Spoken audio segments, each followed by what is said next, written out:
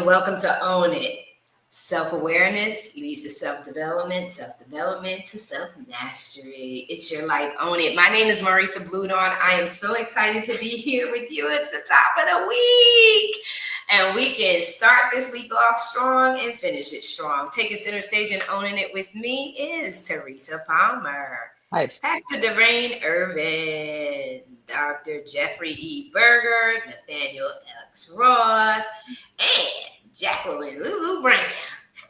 Hey, did I get everybody? Got to make sure we're all in here. How's everybody doing? Good. Fabulous. Oh my God. I thought I saw Sabine. Oh, wait a minute. Where is she? No, she's not in here. She was here, but I don't know how she got off, but that's all right. If she comes back in, we'll just bring her on in. So listen, how is everybody's weekend? How's everybody doing? Wonderful. Good. Doing great. Absolutely blessed. Yes. So listen, we're at the end of March. We've been talking about leadership of self, telling our stories to inspire others and to influence others.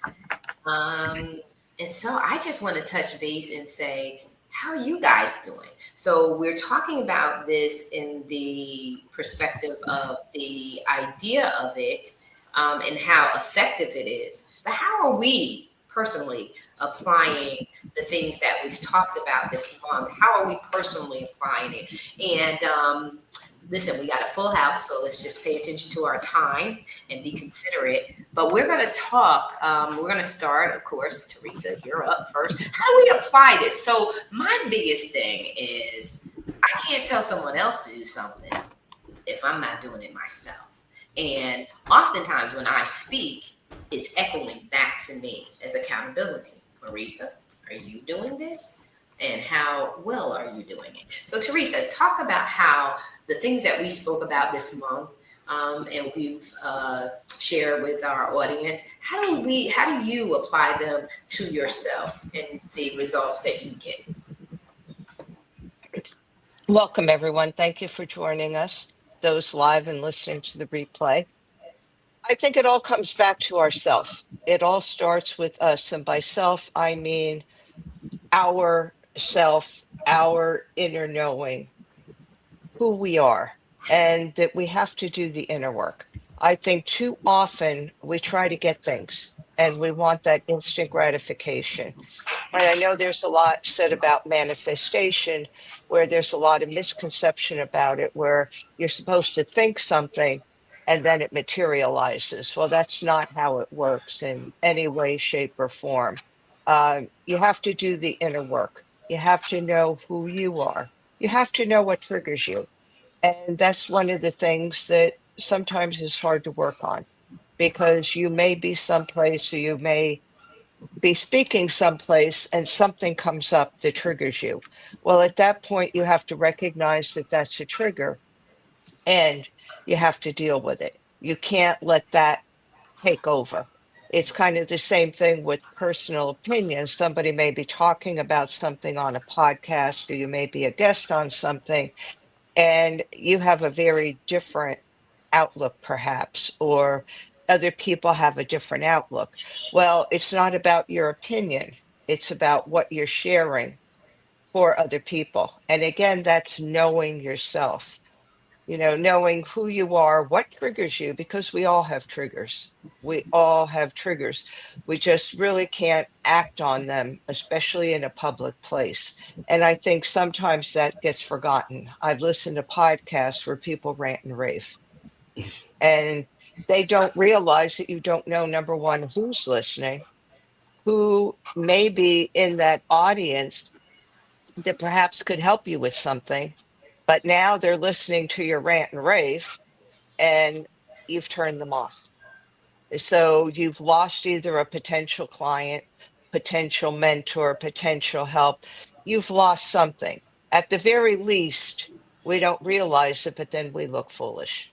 We don't come off as being professional people. So I would say we always have to practice what we preach. It starts within us, and we have to know who we are, what triggers us, and what we're about, and then take that into the outside world, being mindful that it's not again about us, it's about the people that we're here to help. Thank you.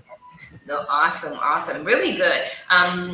We talk about that, right? Those triggers, and that's what It's Your Life, Own It is all about. It's about, just like I said at the top of the show, it's about self-awareness. You gotta know, so that when those triggers, and I call them traps and snares, right? When they show up, you have what? Done the self-development enough so that you operate in self-mastery.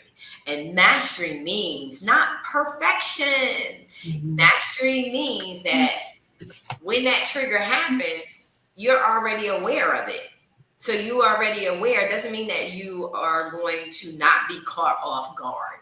Does not mean that. That's where the mastery comes in, right? That it happens, you weren't expecting it, but you know how to come back, right? You had to bounce back. And I talk about a speech that I was delivering during the Toastmasters event where it was so personal to me. It was my first conference that I was doing, and it was so important to me, to the point where I almost felt like when I was speaking about it, that I didn't feel authentic. And a lot of that came from me having, trying to use cue cards to make sure I remember everything instead of operating in my natural flow.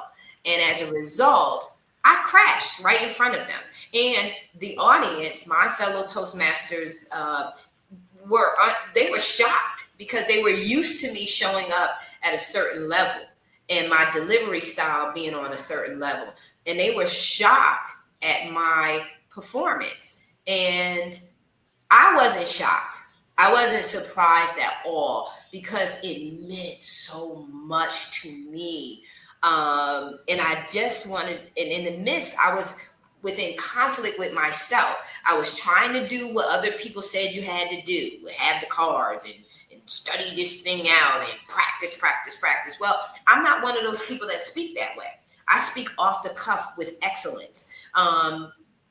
When you get me in too much of a preparatory place, I start losing it because I feel like I'm not being authentic. I'm not being true. I'm being practiced. And so we do have to know how to navigate through the triggers. And that comes from, listen, again, it goes back to know thyself. Like you said, Teresa, you have to know yourself well enough that when something comes in to try to get you off kilter, to question you or cause you to question yourself, that whole self-development, that thing that you do by yourself as you do those personal analysis, that SWOT, that assessment of who you are and what you're about. Remember, we talk about core values. The core values are your guiding principles. That's why you got to know what your core values are, because they set your boundaries. They teach you all of these things. And so that's the self-development part that prepares you and to operate in self-mastery, that when these triggers come, you do know how to navigate. That's what our plea here is for our audience, is that if this is a space where you need that cultivating and that support and that development, this is why we have these conversations, to teach you some methodology, some different perspectives. That's why we have so many people in the room here, is so that we don't have one perspective, that you have a plethora of options and people to connect with, personalities, because you can't please everybody. Everybody is not for everybody. One person may hear me and say, oh my God, I really love her. Or they may say, oh my God, I cannot hear her voice again, right? So it's just the reality.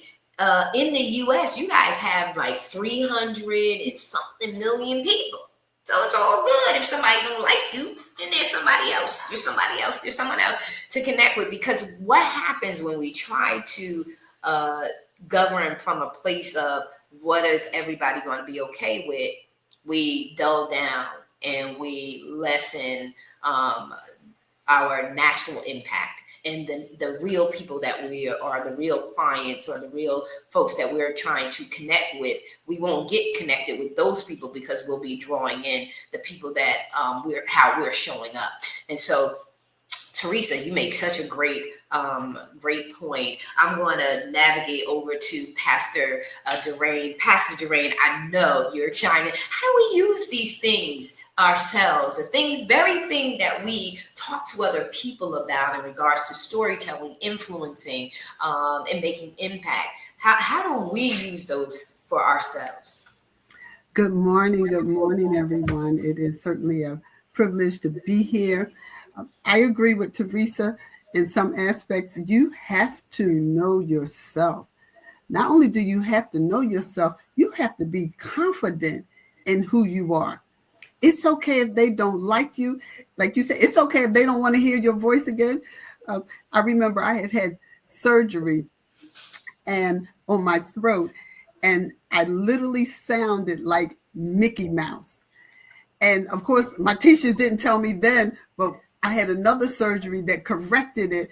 And they said, I could not stand to hear your voice. And I was like, oh my. And they were like, every time you would start talking, I would cringe. It was sort of like the chalk, putting your fingernails on the chalk. Well, I didn't know that's how I sounded. And unfortunately, I had no control over it. But I knew I sounded like a cartoon character. But I had to own that thing. That's all I had to deal with. And I still had to be the lead. And I had to be comfortable and confident that it wasn't how I sounded. It was the message that I was trying to get across. And that's where we have to, when we are self-aware and we're doing that self-development, we are confident in who we are. I stand on the word of God. So I know I am confident in every word that he says in his word. I own it. And I declare that is who I am. And like we say, I own it and I walk it out. Yes. But I try to encourage other people to do the same thing. I have a couple of people that I'm mentoring and they'll say something negative. I say, oh no, we speak positivity. We're not letting those negative words come out. We are not affirming what other people say, because it's not the names that people call you. It's what you choose to respond to. If you respond to that negatively, then you own it. It becomes a part of you. It's like that seed you put in the ground. And then somebody else comes and calls you something negative and they water, and next thing you know, you got a harvest of negativity. That devil is a liar. Yes. And I choose to have a harvest of positivity. So when the snares and traps come, I remind myself who I am. I know I have triggers, but I remind myself I can do all things through Christ who strengthens me. And I look at it for what it is. I say, and I talk to myself. I don't know if some of you, but talk to yourself. I talk to myself, and I call myself Diva. Yes, I do. I go, look, Diva, you already know that's a trap. How many times you going to jump in there? So I tell myself, okay, when the enemy throw a trap, I'm going back to my baseball skills. And he expected me to throw a fast pitch. I'm going to throw a curveball, or I'm going to throw a slow ball, because he's not expecting that. So I'm not going to respond in the way that he wants me to. And I literally talk myself through it. But when you have that self-development and self-awareness, and you know who you are and you know whose you are, then you can rely on whatever your faith base is.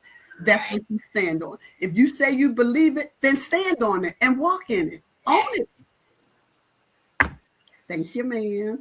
Awesome. And that's it. It doesn't matter what your belief systems, and just like you, I'm crazy for the Lord.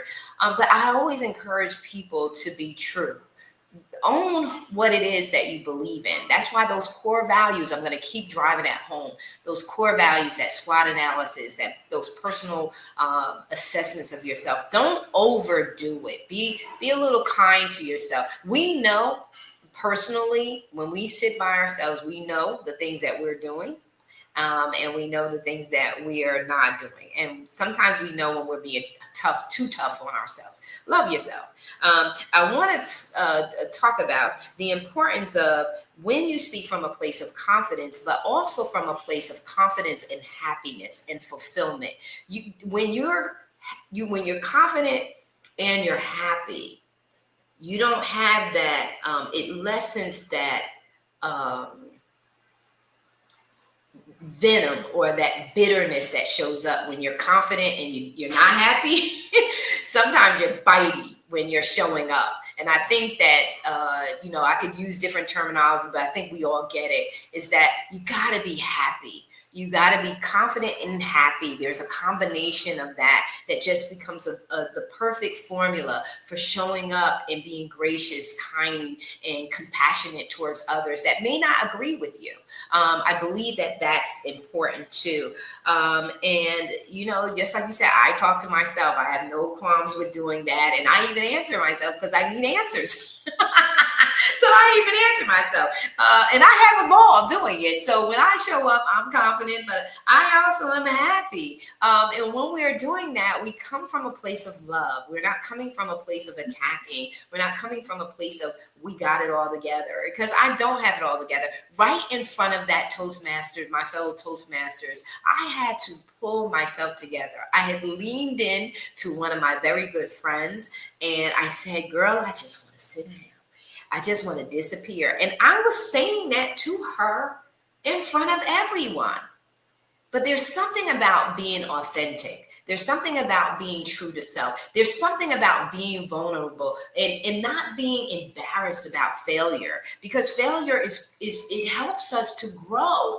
And it also too helps us to not feel ashamed when something else happens, because life is going to keep on happening.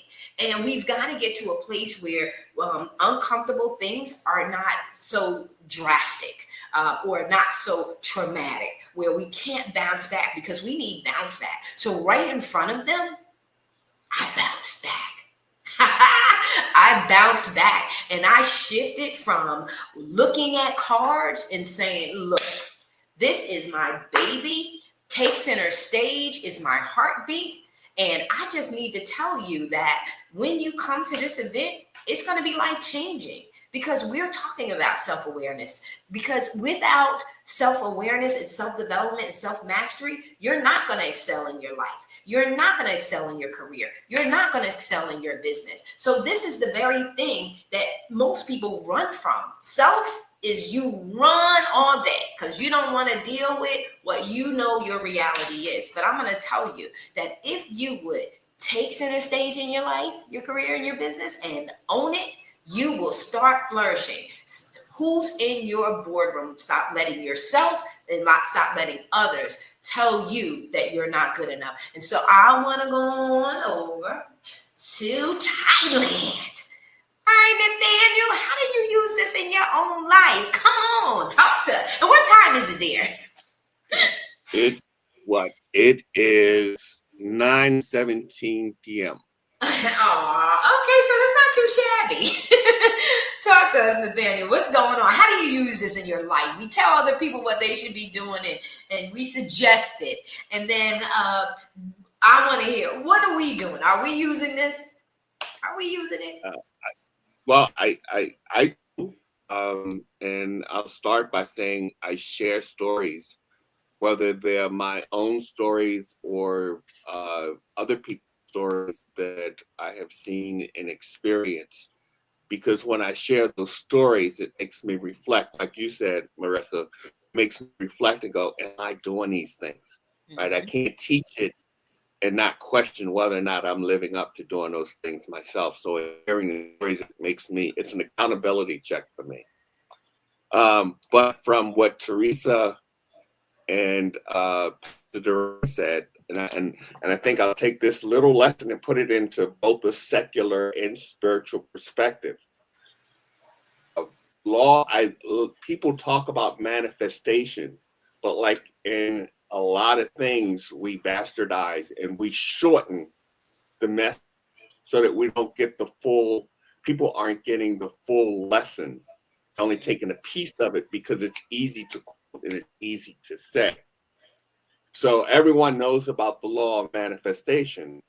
And from a spiritual perspective, Dr. Rain can wheel me in if I'm off base here, but we are made in God's own image. Mm-hmm. A lot of people get caught up on, well, what does God look like? And I think in terms of when we're talking about image, he gives the power to speak things into existence. And that power to speak things into existence is both negative and positive, because those are the two forces of the universe. And people are constantly speaking things into existence. And that law of manifestation is real clear. It's 4 steps to it. You think about something, you write about something, you speak about something, but you have to put that 4th step in places. You got to put the action behind it in order to put it into existence. And, you know, that's where I think we get a little lost with some of the people in the manifestation part of it, is what the action behind it. Because if I want to change, I can think about it, I can speak about it, I can write about it. But if I don't put the action behind it, it's never going to happen. And putting that action is what brings it about for me. That is awesome. I love it, because you're so right. Because what happens with people is they think, puff, and it magically is going to appear. And even when I do a lot of speaking, I have a lot of people say to me, Marisa, how do you do this? And I've often said, you cannot rub me like a Buddha and think this is going to transfer. You've got to do the work. And you've heard me say over and over, I love people. I love everyone that God has assigned to me. And I am praying for you all. Trust me, I am, with my whole heart and with diligence am I praying for you. But at the end of the day, you've got to do the work. And you'll hear me say, I don't like coaching. And it's not because I don't like coaching. I am results driven. I'm a list person, and I like to check stuff off. I get my resiliency, I get my energy, I get my motivation, by things getting accomplished. And so most people don't want to do the hard work. And most of the hard work starts with you. I always say the one variable that never changes, that you can never remove from your life, is you. You've got to be willing to do the work. You can think it, write it, speak it, but courage, tenacity, and audacity takes action. It takes you doing it. And we are at a very critical point. If you're listening to this, it's very, very important, because you are at a crossroads. Do I continue this? Just like he says in the Matrix, you want to take the red pill, you want to take the blue pill. Which one? Which one? Which one? Because greatness is awaiting you to arrive. And not to be afraid of it. Stop being afraid of it. Because on the other side, see, I love Maslow's hierarchy of needs, because self-actualization is liberation. It's being unapologetic. It's being unleashed to conforming. Because at the level by which you enter into self-actualization or stay in conformity is you pleasing other people and keeping it safe. Self-actualization is not being perfected. It's being free from everything else that everybody else says, and believing in who you truly were meant to be, and start living that fulfilling life. And I've studied Maslow's hierarchy of needs. So if you haven't, study it and read in between the lines. He was not talking about all of this maximizing your talents, your gifts, your proficiency. It was owning who you are.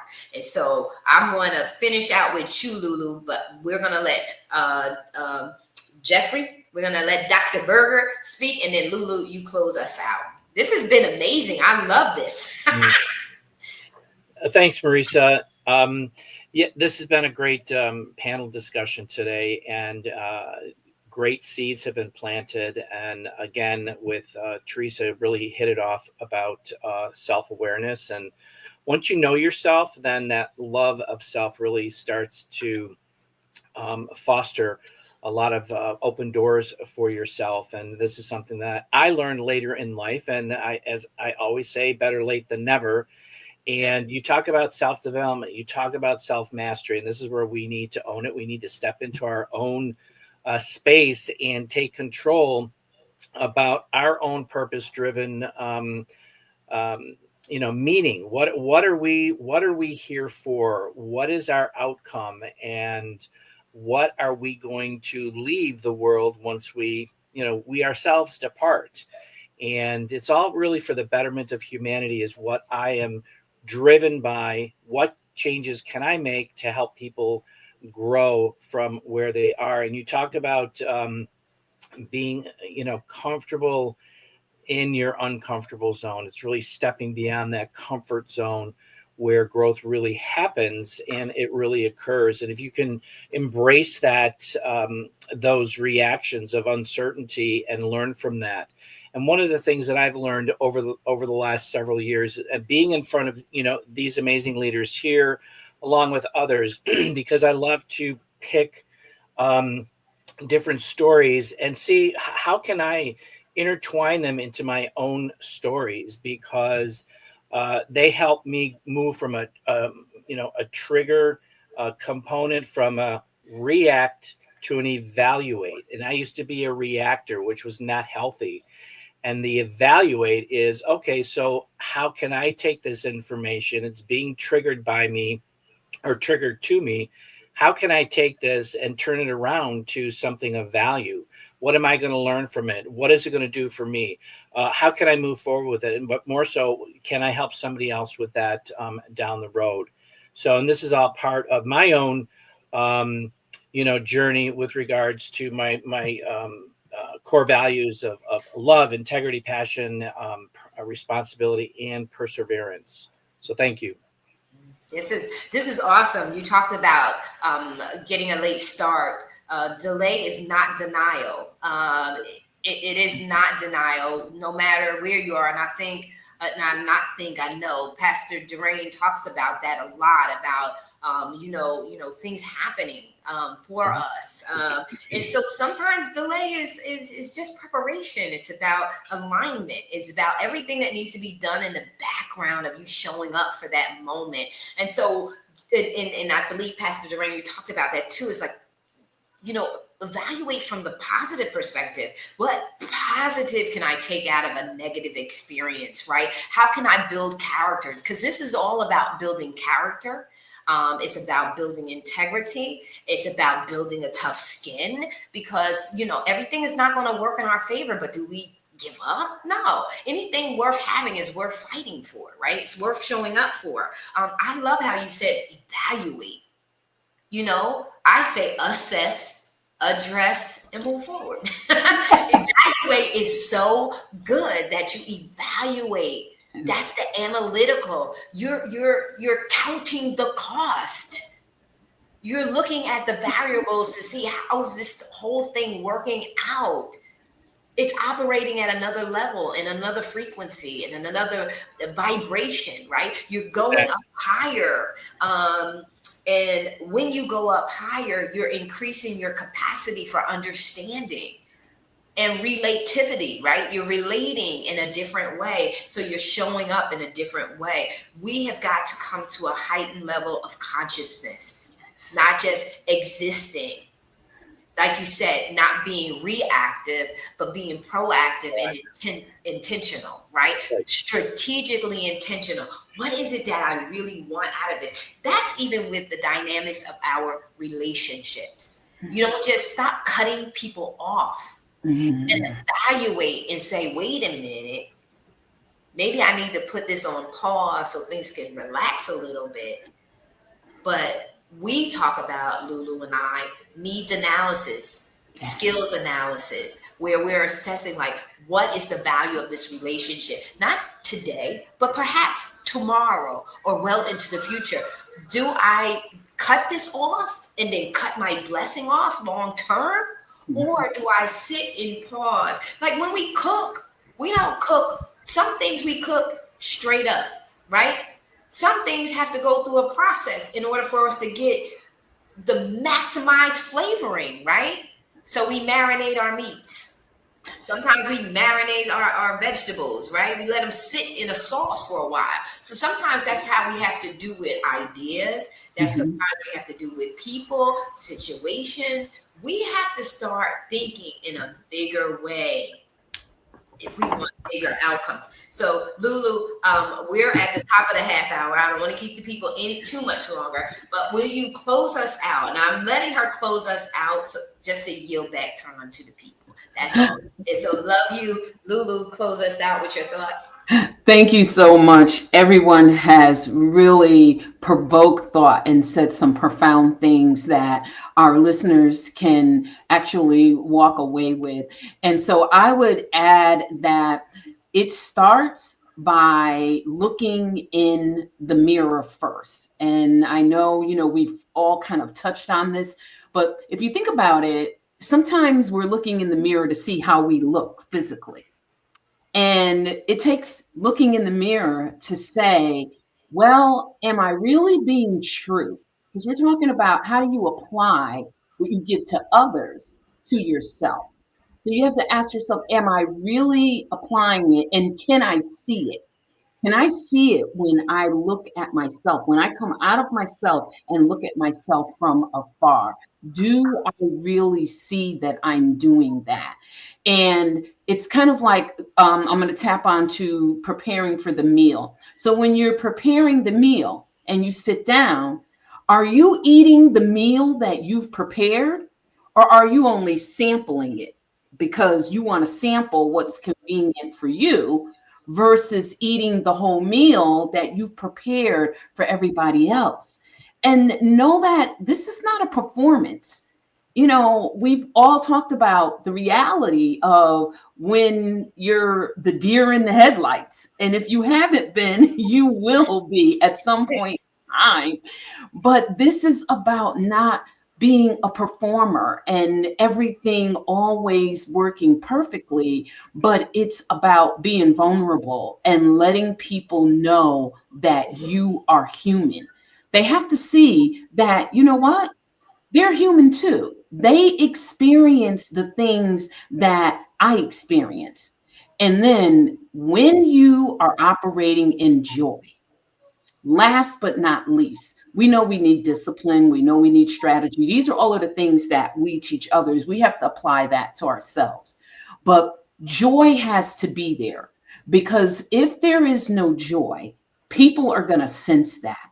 They're going to see that. They're going to sit back and say, well, gee, why is he or she here? But when we are grounded, and I'm talking about soul fueled in joy, people are going to get far more than we can even imagine. We'll think that, well, okay, I hope they got this, I hope they got that. They're going to get far more, because when we're doing something with joy, we are now in the sacred space. We are now delivering from the core and the essence of who we are. And there's no greater power than that. When you can deliver from the core and the essence of who you are and take it all and put it back on yourself and continue to bathe in it. I didn't say rinse in it, bathe in it. When you can continue to bathe and bask in what you are giving to others, you are going to constantly grow. And Marisa, when you talked about going higher, you're going to be in those elevated dimensions. You're not going to be in that low dimensional thinking and that low dimensional mindset, but you're going to be in that higher dimension. And guess what? When you're there, you can't help but bring other people up with you. Yes. Thank you so much. That's so good. So good. I'm going to say this. You can say whatever you want about Michael Jackson. But let me tell you something. He broke so many records and did so much and had so much, unleashed potential that he fully operated in it. He said in his song, when talking about change, he says, I'm starting with the man in the In mirror. the mirror. Yes. Yes. I'm asking him to change Change his ways. ways. And so I will leave with that, but I'm going to also talk about joy. When you are in a place of joy, you're operating from a place of love. Mm. You're operating from a place of love and inviting others in to feel that love. And when we are serving people, we have to serve from a place of love, because that is what's causing purified change. And that is what keeps the heart of the leader pure, is that they're operating from a place of love. And so I just want to say that I love you all. I do. I think about you all day. And I get so excited when we're getting ready to come on and all of that other good stuff. And I just want to say thank you so very much. You guys are a phenomenal team. For those of you who are going to be here in the DR in a couple of weeks, we're going to party hardy. But for those of you who are not with us, you will be with us in spirit. And just prepare for 2026. Make sure you're here. Make it make sense. Be here with us in 2026, or we'll have some things going on between now and then. You can come on in and check in and be here. But I just want to say I love you guys. You guys are dedicated. You're committed, both on screen and in paper. Your articles inspiring others. Teresa going the extent of creating videos within the magazine so that you're not just reading her words. Those who don't see her live, you're actually getting to hear her voice and getting to connect with her. So I just want to say to you all, Nathaniel, you committed. You're coming to us and totally it's night, it's morning, and you're here. And so thank you so very much. And you and I need to connect because we got to get some things moving forward with you. And so love you guys. And thank you so very much. You guys take care. Be blessed throughout the day. Marisa, can I jump in for a quick minute? Yes. Nathaniel, we are praying for Thailand and all that you guys have gone through with that earthquake. Please know that you are in our thoughts and prayers. It's good to see you and to know that you and your family are okay, sir. Be encouraged. Yes. I didn't even know y'all had an earthquake in Thailand. 7.7. Yes, ma'am. Ooh. Serious damage. Woo. Well, actually, I'll tell you guys backstage. All right. Thank you so much. All right. We are out, guys. Bless you.